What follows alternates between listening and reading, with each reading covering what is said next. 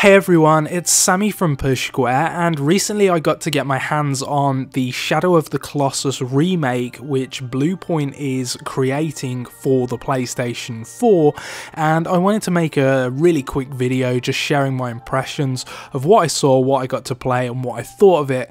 So before I get into my thoughts, please do like this video if you're so inclined. Remember to subscribe to the channel because we have loads of PS4 content going live practically every day of the week.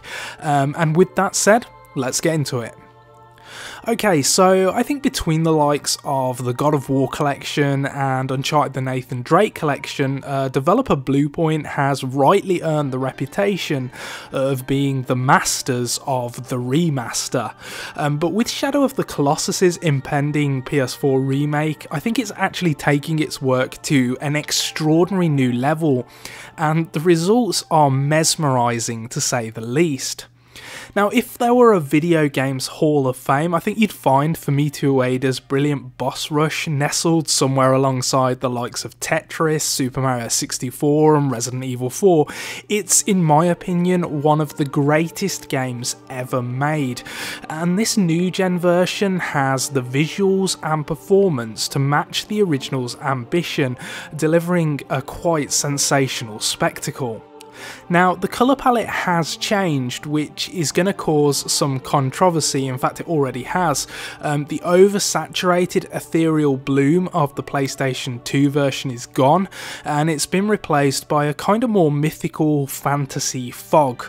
And I was sceptical of this alteration prior to seeing the demo up close, but the results are actually quite staggering. I still think the original's mysterious ambience is intact. So the main difference for me is that the game can now actually stand toe to toe with the PS4's absolute best and not look out of place.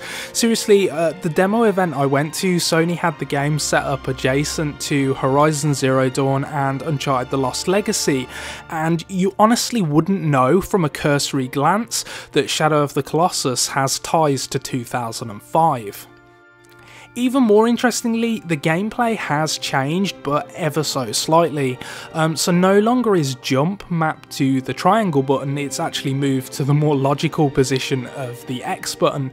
And the dodge roll, as far as I can tell, has been reassigned to circle. So in the original game you had to press R1 and triangle together, which was kind of awkward. Other than that, you still have to manage your stamina bar, and the gameplay is pretty much exactly the same. That said, I did notice that Aggro, which is protagonist Wonder's lovable horse, feels a little less wild to control, but honestly that may just be my memory playing tricks on me.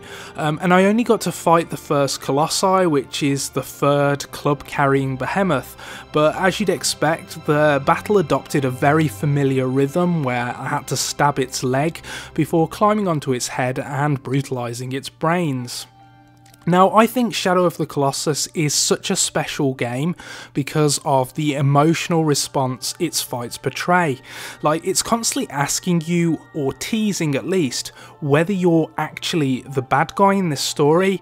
And that vibe is very much still intact with this remake, and it's actually quite incredible how faithful it is to the source material despite ostensibly being a brand new game. So I'll obviously need to test out the whole campaign in its entirety, but I really do smell a 10 out of 10 coming here if it can hold up the standards of what I saw in the demo. But let me know what you think of Shadow of the Colossus in the comment section below. Are you interested in buying this game potentially for a third time? What do you think of the kind of art style changes that the remake has made? And yeah, let me know what you think in the comment section below. Thank you so much for watching, and I'll catch you next time.